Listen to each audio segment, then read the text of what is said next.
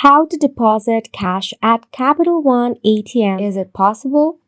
Yes, it definitely is. First and foremost, locate a Capital One ATM.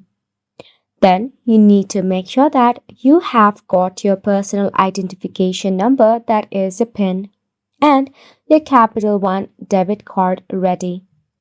If you are counting a large sum of cash, it might be helpful to do so beforehand to avoid holding up the line.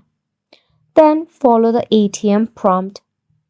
All you have to do is insert your debit card and enter a PIN. Select the option of deposit. Choose a deposit account.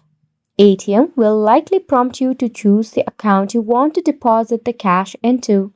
Choose if it's saving or checking. The ATM will usually have a designated envelope for cash deposit.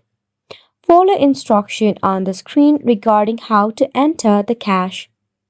Verify and confirm once you double check the amount and the information of yours.